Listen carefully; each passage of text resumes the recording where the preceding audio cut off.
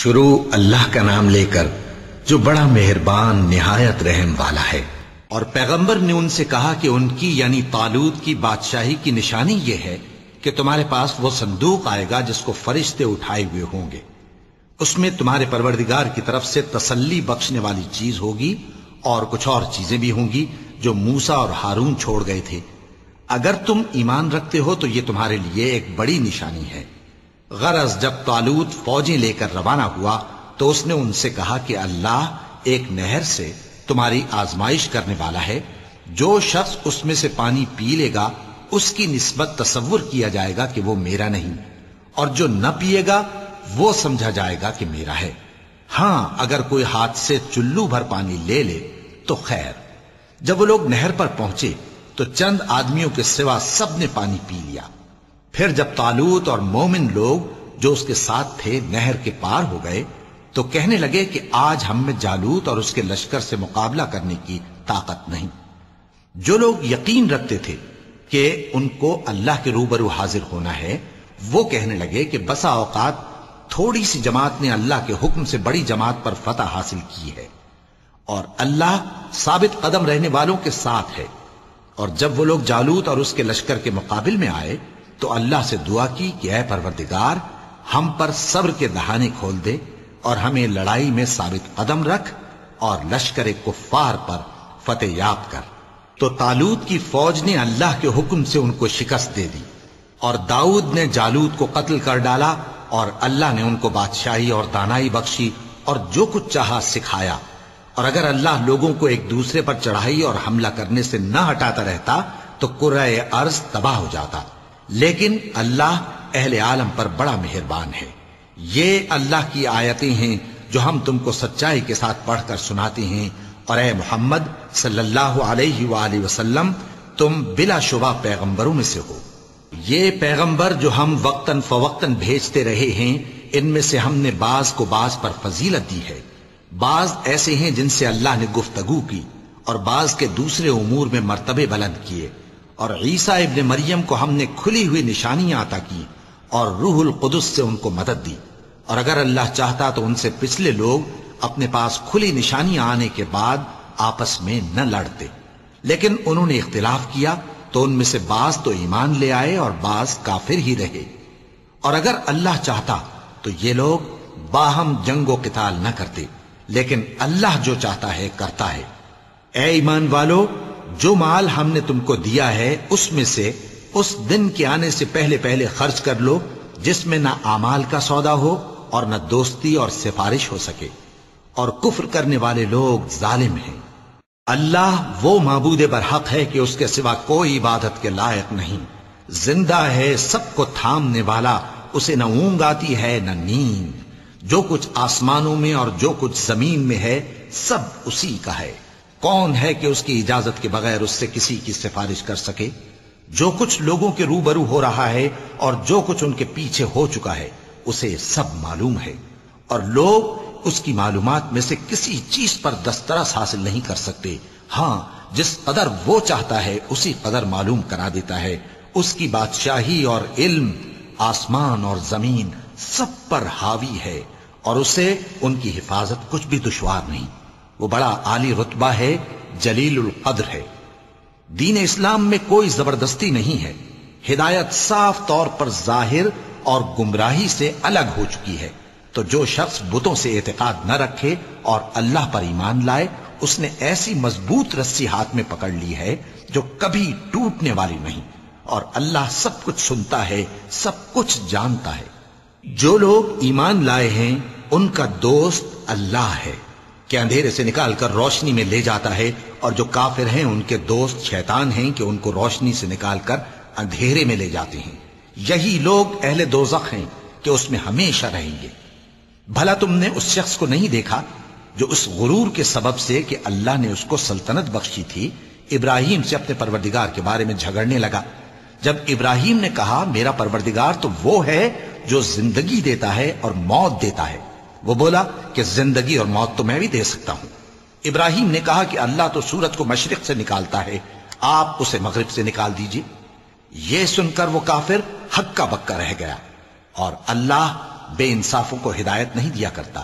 یا اسی طرح اس شخص کو نہیں دیکھا جس کا ایک بستی پر جو اپنی چھتوں پر گری پڑی تھی گزر ہوا، تو اس نے کہا کہ اللہ اس کے باشندوں کو مرنے کے بعد کیوں کر زندہ کرے گا؟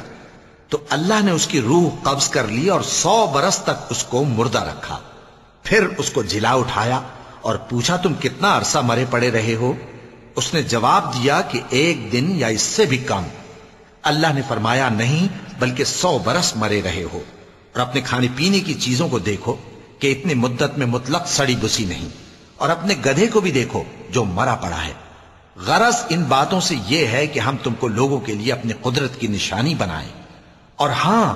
گدھے کی ہڈیوں کو دیکھو کہ ہم ان کو کس طرح جوڑے دیتے اور ان پر کس طرح گوشت پوست چڑھائے دیتے ہیں۔ جب یہ واقعات اس کے مشاہدے میں آئے تو بول اٹھا کہ میں یقین کرتا ہوں کہ اللہ ہر چیز پر قادر ہے۔ اور جب ابراہیم نے اللہ سے عرض کیا کہ اے پروردگار مجھے دکھا کہ تو مردوں کو کیوں کر زندہ کرے گا، اللہ نے فرمایا کیا تم نے اس بات کا یقین نہیں کیا؟ انہوں نے کہا کیوں نہیں، لیکن میں دیکھنا اس لیے چاہتا ہوں کہ میرا دل اطمینان کامل حاصل کر لے۔ فرمایا کہ 4 پرندے لے لو، پھر ان کو اپنے سے ہلا لو اور ان کے ٹکڑے ٹکڑے کر دو، پھر ان کا ایک ایک ٹکڑا ہر ایک پہاڑ پر رکھ دو، پھر ان کو بلاؤ تو وہ تمہارے پاس دوڑتے چلے آئیں گے، اور جان رکھو کہ اللہ غالب ہے، صاحب حکمت ہے۔ جو لوگ اپنا مال اللہ کی راہ میں خرچ کرتے ہیں ان کے مال کی مثال اس دانے کی سی ہے جس سے 7 بالیں اگیں اور ہر ایک بال میں 100 دانے ہوں، اور اللہ جس کے اجر کو چاہتا ہے اور زیادہ کرتا ہے، اور اللہ کشائش والا ہے، سب کچھ جاننے والا ہے۔ جو لوگ اپنا مال اللہ کے راستے میں صرف کرتے ہیں پھر اس کے بعد نہ اس خرچ کا کسی پر احسان رکھتے ہیں اور نہ کسی کو تکلیف دیتے ہیں، ان کا صلہ ان کے پروردگار کے پاس تیار ہے، اور قیامت کے روز نہ ان کو کچھ خوف ہوگا اور نہ وہ غمگین ہوں گے۔ جس خیرات کے دینے کے بعد لینے والے کو ایذا دی جائے اس سے تو نرم بات کہہ دینی اور درگزر کرنا بہتر ہے، اور اللہ بے نیاز ہے، بردبار ہے۔ مومنوں، اپنے صدقات و خیرات احسان رکھنے اور ایذا دینے سے اس شخص کی طرح برباد نہ کر دینا جو لوگوں کو دکھاوے کے لیے مال خرچ کرتا ہے اور اللہ اور روز آخر پر ایمان نہیں رکھتا، تو اس کے مال کی مثال اس چٹان کی سی ہے جس پر تھوڑی سی مٹی پڑی ہو اور اس پر زور کا مے برس کر اسے صاف کر ڈالے۔ اسی طرح یہ ریاکار لوگ اپنے اعمال کا کچھ بھی صلہ حاصل نہیں کر سکیں گے، اور اللہ ایسے ناشکروں کو ہدایت نہیں دیا کرتا۔ اور جو لوگ اللہ کی خوشنودی حاصل کرنے کے لیے اور خلوص نیت سے اپنا مال خرچ کرتے ہیں ان کی مثال ایک باغ کی سی ہے جو اونچی جگہ پر واقع ہو، جب اس پر زور کا مے پڑے تو دگنا پھل لائے، پھر اگر مے نہ بھی پڑے تو خیر پھوار ہی صحیح، اور اللہ تمہارے کاموں کو دیکھ رہا ہے۔ بھلا تم میں کوئی یہ چاہتا ہے کہ اس کا کھجوروں اور انگوروں کا باغ ہو جس میں نہریں بہ رہی ہوں اور اس میں اس کے لیے ہر قسم کے میوے موجود ہوں، اور اسے بڑھاپا آ پکڑے اور اس کے ننھے ننھے بچے بھی ہوں، تو ناگہاں اس باغ پر آگ کا بھرا ہوا بگولا چلے، پس وہ جل جائے۔ اس طرح اللہ تم سے اپنی آیتیں کھول کھول کر بیان فرماتا ہے تاکہ تم سوچو اور سمجھو۔ مومنوں، جو پاکیزہ اور عمدہ مال تم کماتے ہو اور جو چیزیں ہم تمہارے لیے زمین سے نکالتے ہیں ان میں سے اللہ کی راہ میں بھی خرچ کرو، اور بری اور ناپاک چیزیں دینے کا قصد نہ کرنا کہ اگر وہ چیزیں تمہیں دی جائیں تو بجز اس کے کہ لیتے وقت آنکھیں بند کر لو، ان کو کبھی نہ لو، اور جان رکھو کہ اللہ بے نیاز ہے، خوبیوں والا ہے۔ شیطان تمہیں تنگ دستی کا خوف دلاتا اور بے حیائی کے کام کرنے کو کہتا ہے، اور اللہ تم سے اپنی بخشش اور رحمت کا وعدہ کرتا ہے، اور اللہ کشائش والا ہے، سب کچھ جاننے والا ہے۔ وہ جس کو چاہتا ہے دانائی بخشتا ہے، اور جس کو دانائی ملی بے شک اس کو بڑی نعمت ملی۔ اور نصیحت تو وہی لوگ قبول کرتے ہیں جو عقل مند ہیں، اور تم اللہ کی راہ میں جس طرح کا خرچ کرو یا کوئی نذر مانو اللہ اس کو جانتا ہے، اور ظالموں کا کوئی مددگار نہ ہوگا۔ اگر تم خیرات ظاہر کر کے دو تو وہ بھی خوب ہے، اور اگر پوشیدہ دو اور دو بھی ضرورت مندوں کو تو یہ تمہارے لیے بہتر ہے۔ اور اس طرح کا دینا تمہارے گناہوں کو بھی دور کرے گا، اور اللہ کو تمہارے سب کاموں کی خبر ہے۔ اے نبی صلی اللہ علیہ وآلہ وسلم، تم ان لوگوں کی ہدایت کے ذمہ دار نہیں ہو، بلکہ اللہ ہی جس کو چاہتا ہے ہدایت بخشتا ہے۔ اور مومنو، تم جو مال خرچ کرو گے تو اس کا فائدہ تمہیں کو ہے، اور تم تو جو خرچ کرو گے اللہ کی خوشنودی کے لیے کرو گے، اور جو مال تم خرچ کرو گے وہ تمہیں پورا پورا دے دیا جائے گا اور تمہارا کچھ نقصان نہیں کیا جائے گا۔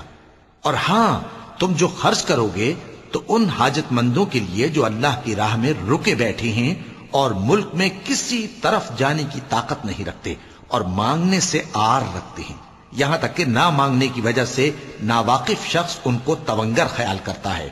اور تم قیافے سے ان کو صاف پہچان لو کہ حاجت مند ہیں، اور شرم کے سبب لوگوں سے منہ پھوڑ کر اور لپٹ کر نہیں مانگ سکتے۔ اور تم جو مال خرچ کرو گے کچھ شک نہیں کہ اللہ اس کو جانتا ہے۔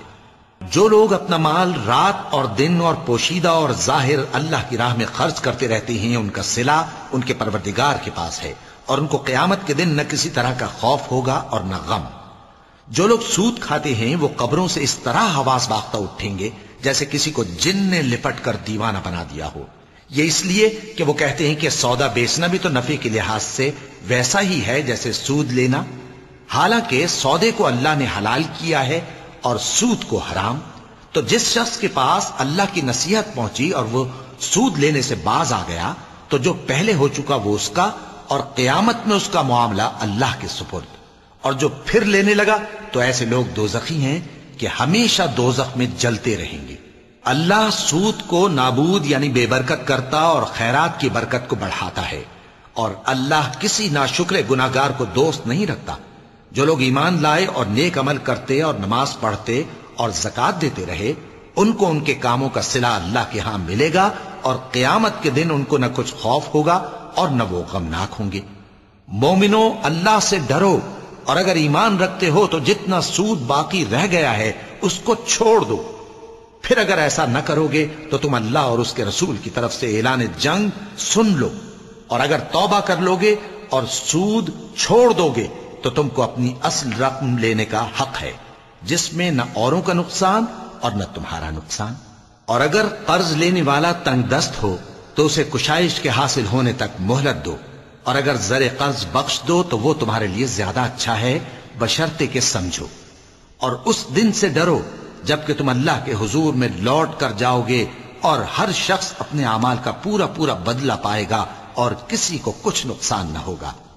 مومنو، جب تم آپس میں کسی میعاد معین کے لیے قرض کا معاملہ کرنے لگو تو اس کو لکھ لیا کرو، اور لکھنے والا تم میں کسی کا نقصان نہ کرے بلکہ انصاف سے لکھے۔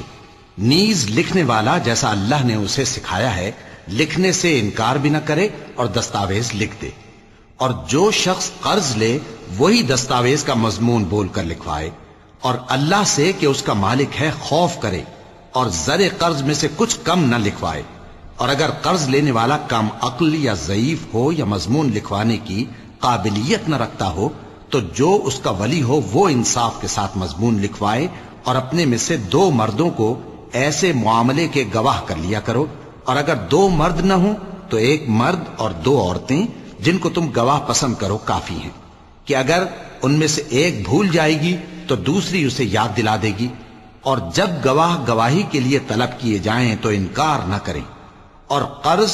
تھوڑا ہو یا بہت اس کی دستاویز کے لکھنے لکھانے میں سستی نہ کرنا، یہ بات اللہ کے نزدیک نہایت قرین انصاف ہے، اور شہادت کے لیے بھی یہ بہت درست طریقہ ہے۔ اس سے تم کو کسی طرح کا شک و شبہ بھی نہیں پڑے گا۔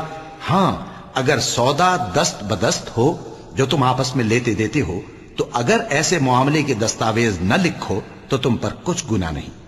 اور جب خرید و فروخت کیا کرو، مثلا زمین جائیداد کی، تو بھی گواہ کر لیا کرو، اور کاتب دستاویز اور گواہ معاملہ کرنے والوں کا کسی طرح کا نقصان نہ کریں۔ اگر تم لوگ ایسا کرو تو یہ تمہارے لیے گناہ کی بات ہے، اور اللہ سے ڈرو اور دیکھو کہ وہ تم کو کیسی مفید باتیں سکھاتا ہے، اور اللہ ہر چیز سے واقف ہے۔ اور اگر تم سفر پر ہو اور دستاویز لکھنے والا نہ مل سکے تو کوئی چیز رہن با قبضہ رکھ کر قرض لے لو، اور اگر تم میں سے کوئی دوسرے کو امین سمجھے یعنی رہن کے بغیر قرض دے دے تو امانت دار کو چاہیے کہ صاحب امانت کی امانت ادا کر دے، اور اللہ سے جو اس کا پروردگار ہے ڈرے، اور دیکھنا شہادت کو مت چھپانا، جو اس کو چھپائے گا وہ دل کا گناہگار ہوگا،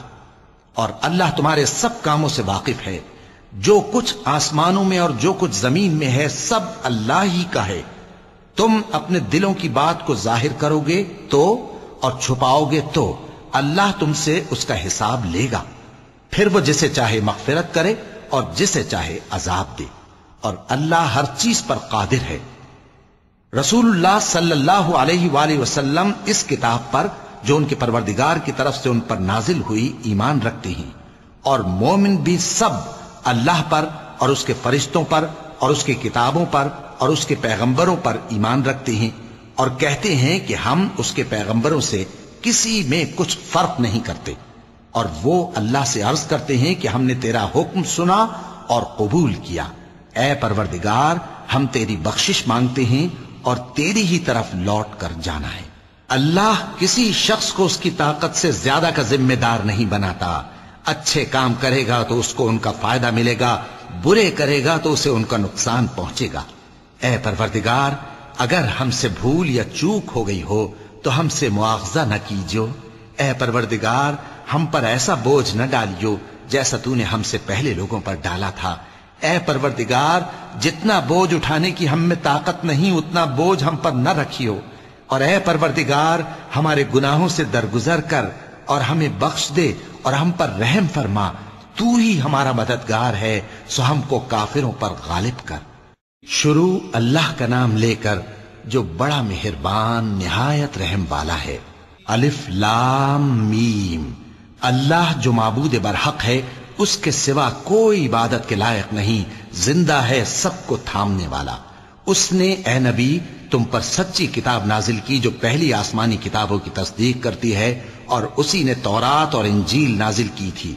یہ دو کتابیں اس نے پہلے نازل کی تھیں لوگوں کی ہدایت کے لیے، اور پھر قرآن جو حق اور باطل کو الگ الگ کر دینے والا ہے نازل کیا۔ جو لوگ اللہ کی آیتوں کا انکار کرتے ہیں ان کو سخت عذاب ہوگا، اور اللہ زبردست ہے، بدلہ لینے والا ہے۔ اللہ ایسا خبیر و بصیر ہے کہ کوئی چیز اس سے پوشیدہ نہیں، نہ زمین میں اور نہ آسمان میں۔ وہی تو ہے جو ماں کے پیٹ میں جیسی چاہتا ہے تمہاری صورتیں بناتا ہے، اس غالب حکمت والے کے سوا کوئی عبادت کے لائق نہیں۔ اے پیغمبر وہی تو ہے جس نے تم پر یہ کتاب نازل کی جس کی بعض آیتیں محکم ہیں اور وہی اصل کتاب ہیں، اور بعض دوسری متشابہ ہیں، تو جن لوگوں کے دلوں میں کجی ہے وہ متشابہات کا اتباع کرتے ہیں تاکہ فتنہ برپا کریں اور مراد اصلی کا پتہ لگائیں، حالانکہ مراد اصلی اللہ کے سوا کوئی نہیں جانتا۔ اور جو لوگ علم میں گہری نظر رکھتے ہیں وہ یہ کہتے ہیں کہ ہم ان پر ایمان لائے، یہ سب آیات ہمارے پروردگار کی طرف سے ہیں، اور نصیحت تو عقل مند ہی قبول کرتے ہیں۔ اے پروردگار جب تو نے ہمیں ہدایت بخشی ہے تو اس کے بعد ہمارے دلوں میں کجی نہ پیدا کر دیجو، اور ہمیں اپنے ہاتھ سے رحمت عطا فرما، تو بڑا عطا فرمانے والا ہے۔ اے پروردگار تو اس روز جس کے آنے میں کچھ بھی شک نہیں سب لوگوں کو اپنے حضور میں جمع کر لے گا، بے شک اللہ خلاف وعدہ نہیں کرتا۔ جو لوگ کافر ہوئے اس دن نہ تو ان کا مال ہی اللہ کے عذاب سے ان کو بچا سکے گا اور نہ ان کی اولاد ہی کچھ کام آئے گی، اور یہ لوگ آتش جہنم کا ایندھن ہوں گے۔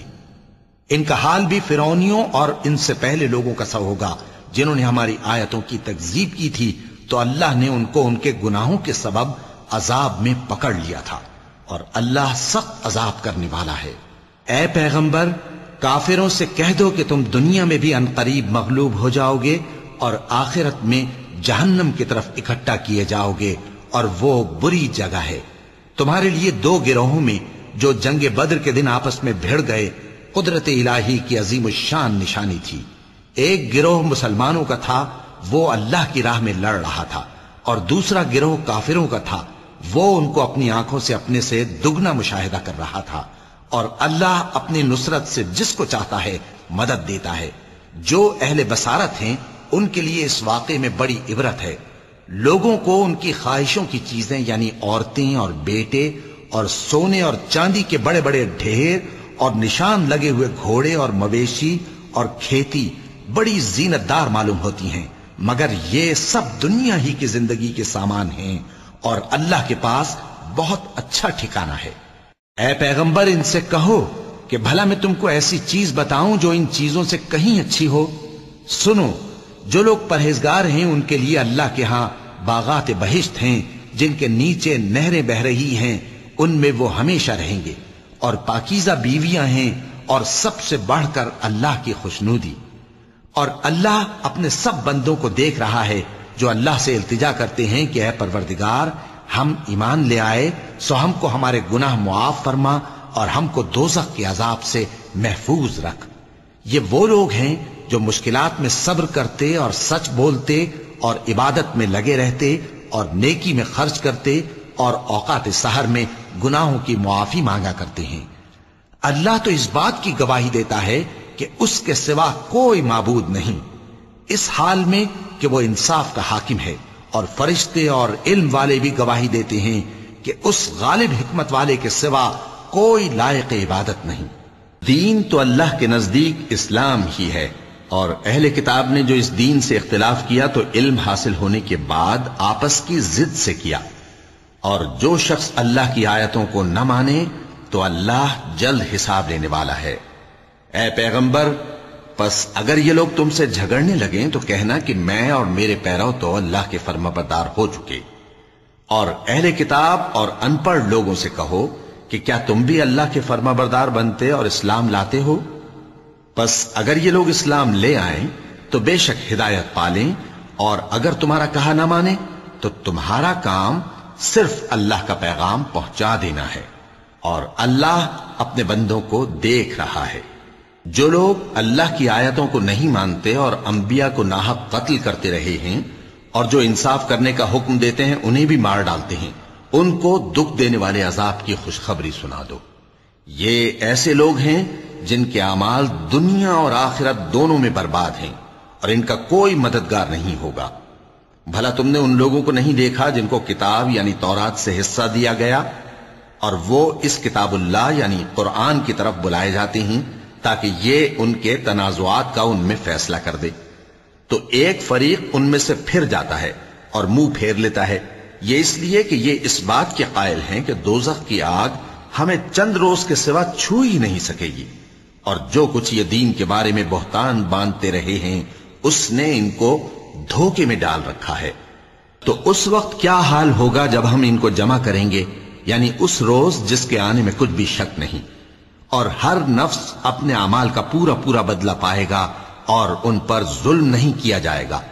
کہو کہ اے اللہ، اے بادشاہی کے مالک، تو جس کو چاہے بادشاہی بخشے اور جس سے چاہے بادشاہی چھین لے، اور جس کو چاہے عزت دے اور جسے چاہے ذلیل کرے۔ ہر طرح کی بھلائی تیرے ہی ہاتھ ہے، اور بے شک تو ہر چیز پر قادر ہے۔ تو ہی رات کو دن میں داخل کرتا اور تو ہی دن کو رات میں داخل کرتا ہے، تو ہی بے جان سے جاندار پیدا کرتا ہے اور تو ہی جاندار سے بے جان پیدا کرتا ہے، اور تو ہی جس کو چاہتا ہے بے حساب رزق بخشتا ہے۔ مومنوں کو چاہیے کہ مومنوں کے سوا کافروں کو دوست نہ بنائیں، اور جو ایسا کرے گا اس سے اللہ کا کچھ عہد نہیں۔ ہاں، اگر اس طریق سے تم ان کے شر سے بچاؤ کی صورت پیدا کرو تو مذائقہ نہیں۔ اور اللہ تم کو اپنے غضب سے ڈراتا ہے، اور اللہ ہی کی طرف تم کو لوٹ کر جانا ہے۔ اے پیغمبر، لوگوں سے کہہ دو کہ کوئی بات تم اپنے دلوں میں مخفی رکھو یا اسے ظاہر کرو، اللہ اس کو جانتا ہے، اور جو کچھ آسمانوں میں اور جو کچھ زمین میں ہے اس کو سب کی خبر ہے، اور وہ ہر چیز پر قادر ہے۔ جس دن ہر شخص اپنی کی ہوئی نیکی کو موجود پا لے گا اور اپنی برائی کو بھی دیکھ لے گا تو آرزو کرے گا کہ اے کاش اس میں اور اس برائی میں دور کی مسافت ہو جاتی، اور اللہ تم کو اپنے غضب سے ڈراتا ہے، اور اللہ اپنے بندوں پر نہایت مہربان ہے۔ اے پیغمبر، لوگوں سے کہہ دو کہ اگر تم اللہ کو دوست رکھتے ہو تو میری پیروی کرو، اللہ بھی تمہیں دوست رکھے گا اور تمہارے گناہ معاف کر دے گا، اور اللہ بخشنے والا ہے، مہربان ہے۔ کہہ دو کہ اللہ اور اس کے رسول کا حکم مانو، پس اگر وہ نہ مانے تو اللہ بھی کافروں کو دوست نہیں رکھتا۔ اللہ نے آدم اور نوح اور خاندان ابراہیم اور خاندان عمران کو تمام جہان کے لوگوں میں سے منتخب فرمایا تھا، ان میں سے بعض بعض کی اولاد تھے، اور اللہ سننے والا ہے، جاننے والا ہے۔ وہ وقت یاد کرنے کے لائق ہے جب عمران کی بیوی نے کہا کہ اے پروردگار، جو بچہ میرے پیٹ میں ہے میں اس کو تیری نذر کرتی ہوں، اسے دنیا کے کاموں سے آزاد رکھوں گی، تو اسے میری طرف سے قبول فرما، تو سننے والا ہے، جاننے والا ہے۔ پھر جب ان کے ہاں بچہ پیدا ہوا تو کہنے لگی کہ پروردگار، میرے تو لڑکی ہوئی ہے، جبکہ اللہ خوب جانتا تھا جو ان کے ہاں ولادت ہوئی تھی، اور نہ ہوتا لڑکا مانند اس لڑکی کے۔ اور کہنے لگیں میں نے اس کا نام مریم رکھا ہے، اور میں اس کو اور اس کی اولاد کو شیطان مردود سے تیری پناہ میں دیتی ہوں۔ تو اس کے پروردگار نے اس کو پسندیدگی کے ساتھ قبول فرمایا اور اسے اچھی طرح پرورش کیا، اور زکریا کو اس کا کفیل بنایا۔ زکریا جب کبھی عبادت گاہ میں اس کے پاس جاتے تو اس کے پاس کھانا پاتے۔ یہ کیفیت دیکھ کر ایک دن مریم سے پوچھنے لگے کہ مریم، یہ کھانا تمہارے پاس کہاں سے آتا ہے؟ وہ بولی کہ اللہ کے ہاں سے آتا ہے، بے شک اللہ جسے چاہتا ہے بے حساب رزق دیتا ہے۔ اس وقت زکریا نے اپنے پروردگار کو پکارا، عرض کی کہ پروردگار، مجھے اپنی طرف سے اولاد صالح عطا فرما، تو بے شک دعا سننے والا ہے۔ چنانچہ وہ ابھی عبادت گاہ میں کھڑے نماز ہی پڑھ رہے تھے کہ فرشتوں نے آواز دی کہ زکریا، اللہ تمہیں یحییٰ کی بشارت دیتا ہے، جو کلمۃ اللہ یعنی عیسیٰ کی تصدیق کریں گے اور سردار ہوں گے اور عورتوں سے رغبت نہ رکھنے والے اور ایک پیغمبر یعنی نیکوکاروں میں ہوں گے۔ زکریا نے کہا، اے پروردگار، میرے ہاں لڑکا کیوں کر پیدا ہوگا کہ میں تو بڈھا ہو گیا ہوں اور میری بیوی بانجھ ہے؟ فرمایا، اسی طرح اللہ جو چاہتا ہے کرتا ہے۔ زکریا نے کہا کہ پروردگار، میرے لیے کوئی نشانی مقرر فرما دے۔ فرمایا، تمہاری نشانی یہ ہے کہ تم لوگوں سے 3 دن اشارے کے سوا بات نہ کر سکو گے، تو ان دنوں میں اپنے پروردگار کی کثرت سے یاد اور صبح و شام اس کی تسبیح کرنا۔ اور جب فرشتوں نے مریم سے کہا کہ مریم، اللہ نے تم کو برگزیدہ کیا ہے اور تمہیں پاک بنایا ہے اور دنیا جہان کی عورتوں میں سے تم کو منتخب کیا ہے، اے مریم، اپنے پروردگار کی فرما برداری کرنا اور سجدہ کرنا اور رکوع کرنے والوں کے ساتھ رکوع کرنا۔ اے نبی، یہ باتیں اخبار غیب میں سے ہیں جو ہم تمہارے پاس بھیجتے ہیں۔ اور جب وہ لوگ اپنے قلم بطور قرعہ ڈال رہے تھے کہ مریم کا کفیل کون بنے، تو تم ان کے پاس نہیں تھے، اور نہ اس وقت ہی ان کے پاس تھے جب وہ آپس میں جھگڑ رہے تھے۔ وہ وقت بھی یاد کرنے کے لائق ہے جب فرشتوں نے مریم سے کہا کہ مریم، اللہ تم کو اپنی طرف سے ایک کلمے کی بشارت دیتا ہے جس کا نام مسیح اور مشہور عیسیٰ ابن مریم ہوگا، اور جو دنیا اور آخرت میں آبرو مند اور مقربین میں سے ہوگا، اور ماں کی گود میں اور بڑی عمر کا ہو کر دونوں حالتوں میں لوگوں سے یکساں گفتگو کرے گا اور نیکوکاروں میں ہوگا۔ مریم نے کہا کہ پروردگار، میرے ہاں بچہ کیوں کر ہوگا کہ کسی انسان نے مجھے ہاتھ تک تو لگایا نہیں؟ فرمایا کہ اللہ اسی طرح جو چاہتا ہے پیدا کرتا ہے، جب وہ کوئی کام کرنا چاہتا ہے تو ارشاد فرما دیتا ہے کہ ہو جا، تو وہ ہو جاتا ہے۔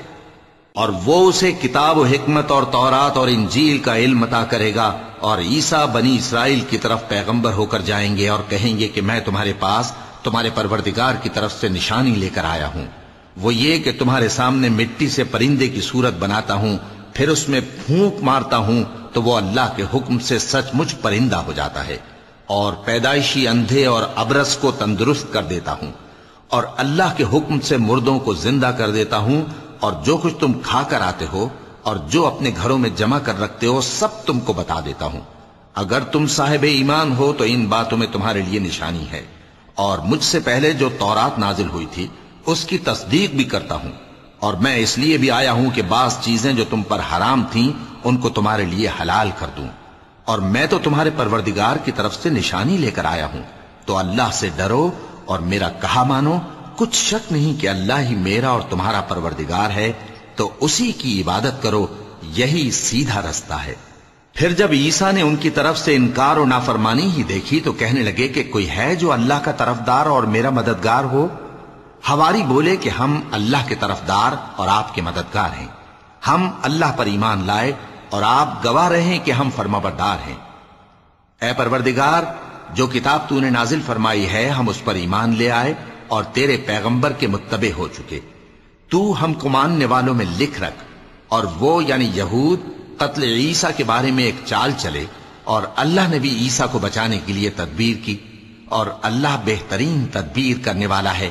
اس وقت اللہ نے فرمایا کہ عیسیٰ، میں تمہاری دنیا میں رہنے کی مدت پوری کر کے تم کو اپنی طرف اٹھا لوں گا اور تمہیں کافروں کی صحبت سے پاک کر دوں گا، اور جو لوگ تمہاری پیروی کریں گے ان کو کافروں پر قیامت تک فائق و غالب رکھوں گا۔ پھر تم سب میرے پاس لوٹ کر آؤ گے تو جن باتوں میں تم اختلاف کرتے رہے اس دن تم میں ان کا فیصلہ کر دوں گا۔ اب جو کافر ہوئے ان کو دنیا اور آخرت دونوں میں سخت عذاب دوں گا، اور ان کا کوئی مددگار نہ ہوگا۔ اور جو لوگ ایمان لائے اور عمل نیک کرتے رہے ان کو اللہ پورا پورا صلہ دے گا، اور اللہ ظالموں کو دوست نہیں رکھتا۔ اے نبی، یہ ہم تم کو اللہ کی آیتیں اور حکمت بھری نصیحتیں پڑھ پڑھ کر سناتے ہیں۔ عیسیٰ کا حال اللہ کے نزدیک آدم کا سا ہے کہ اس نے پہلے مٹی سے ان کو بنایا، پھر فرمایا کہ باشعور انسان ہو جا، تو وہ ویسے ہی ہو گئے۔ یہ بات تمہارے پروردگار کی طرف سے حق ہے، تو تم ہرگز شک کرنے والوں میں نہ ہونا۔ پھر اگر یہ لوگ عیسیٰ کے بارے میں تم سے جھگڑا کریں اس کے بعد کہ تم کو حقیقت معلوم ہو ہی چکی ہے، تو ان سے کہنا کہ آؤ ہم اپنے بیٹوں اور بیٹیوں کو بلائیں، تم اپنے بیٹوں اور بیٹیوں کو بلاؤ، اور ہم خود بھی آئیں اور تم خود بھی آؤ، پھر دونوں فریق اللہ سے دعا و التجا کریں، اس طرح جھوٹوں پر اللہ کی لعنت بھیجیں۔ یہ تمام بیانات صحیح ہیں، اور اللہ کے سوا کوئی معبود نہیں، اور بے شک اللہ غالب ہے، صاحب حکمت ہے۔ بس اگر یہ لوگ پھر جائیں تو اللہ مفسدوں کو خوب جانتا ہے۔ کہہ دو کہ اے اہل کتاب، جو بات ہمارے اور تمہارے دونوں کے درمیان یکساں تسلیم کی گئی ہے اس کی طرف آؤ، وہ یہ کہ اللہ کے سوا ہم کسی کی عبادت نہ کریں اور اس کے ساتھ کسی چیز کو شریک نہ بنائیں، اور ہم میں کوئی کسی کو اللہ کے سوا اپنا کارساز نہ سمجھے۔ پھر اگر یہ لوگ اس بات کو نہ مانیں تو ان سے کہہ دو کہ تم گواہ رہو کہ ہم اللہ کے فرما بردار ہیں۔ اے اہل کتاب، تم ابراہیم کے بارے میں کیوں جھگڑتے ہو؟ حالانکہ تورات اور انجیل ان کے بعد اتری ہیں اور وہ پہلے ہو چکے، تو کیا تم عقل نہیں رکھتے؟ دیکھو، ایسی بات میں تو تم نے جھگڑا کیا ہی تھا جس کا تمہیں کچھ علم تھا بھی، مگر ایسی بات میں کیوں جھگڑتے ہو جس کا تم کو کچھ بھی علم نہیں، اور اللہ جانتا ہے اور تم نہیں جانتے۔ ابراہیم نہ تو یہودی تھے اور نہ عیسائی، بلکہ سب سے بے تعلق ہو کر ایک اللہ کے ہو رہے تھے، اور اسی کے فرما بردار تھے اور مشرکوں میں نہ تھے۔ ابراہیم سے زیادہ قرب رکھنے والے تو وہ لوگ ہیں جو ان کی پیروی کرتے رہے، اور یہ پیغمبر آخر الزماں صلی اللہ علیہ وآلہ وسلم اور وہ لوگ جو ایمان لائے ہیں، اور اللہ مومنوں کا کارساز ہے۔ اے اہل اسلام، بعض اہل کتاب اس بات کی خواہش رکھتے ہیں کہ کسی طرح تم کو گمراہ کر دیں، حالانکہ یہ تم کو کیا گمراہ کریں گے، اپنے آپ کو ہی گمراہ کر رہے ہیں اور نہیں جانتے۔ اے اہل کتاب، تم اللہ کی آیتوں سے کیوں انکار کرتے ہو اور تم تورات کو مانتے تو ہو؟ اے اہل کتاب، تم سچ کو جھوٹ کے ساتھ خلط ملط کیوں کرتے ہو اور حق کو کیوں چھپاتے ہو جبکہ تم جانتے بھی ہو؟ اور اہل کتاب کا ایک گروہ اپنے آدمیوں سے کہتا ہے کہ جو کتاب مومنوں پر نازل ہوئی ہے اس پر دن کے شروع میں تو ایمان لے آیا کرو اور اس کے آخر میں انکار کر دیا کرو، تاکہ وہ اسلام سے برگشتہ ہو جائیں، اور اپنے دین کے پیروں کے سوا کسی اور کی بات کا یقین نہ کر لینا۔ اے پیغمبر، کہہ دو کہ ہدایت تو اللہ ہی کی ہدایت ہے۔ وہ یہ بھی کہتے ہیں، یہ بھی نہ ماننا کہ جو چیز تم کو ملی ہے ویسی کسی اور کو بھی مل سکتی ہے، ورنہ وہ تم پر تمہارے رب کے روبرو حجت قائم کر دیں گے۔ اے پیغمبر، کہہ دو کہ بزرگی اللہ ہی کے ہاتھ میں ہے، وہ جسے چاہتا ہے دیتا ہے، اور اللہ کشائش والا ہے، علم والا ہے، وہ اپنی رحمت سے جس کو چاہتا ہے خاص کر لیتا ہے، اور اللہ بڑے فضل کا مالک ہے۔ اور اہل کتاب میں سے کوئی تو ایسا ہے کہ اگر تم اس کے پاس دیناروں کا ڈھیر امانت رکھ دو تو تم کو فوراً واپس دے دے، اور کوئی اس طرح کا ہے کہ اگر اس کے پاس 1 دینار بھی امانت رکھو تو جب تک اس کے سر پر ہر وقت کھڑے نہ رہو تمہیں دے ہی نہیں، یہ اس لیے کہ وہ کہتے ہیں کہ امیوں کے بارے میں ہم سے مواخذہ نہیں ہوگا۔ یہ اللہ پر محض جھوٹ بولتے ہیں اور اس بات کو جانتے بھی ہیں۔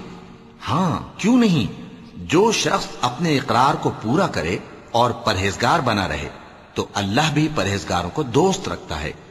جو لوگ اللہ کے اقراروں اور اپنی قسموں کو بیچ ڈالتے ہیں اور ان کے عوض تھوڑی سی قیمت حاصل کرتے ہیں، ان کا آخرت میں کچھ حصہ نہیں۔ ان سے اللہ نہ تو کلام کرے گا اور نہ قیامت کے روز ان کی طرف دیکھے گا، اور نہ ان کو پاک کرے گا، اور ان کو دکھ دینے والا عذاب ہوگا۔ وَلَقَدْ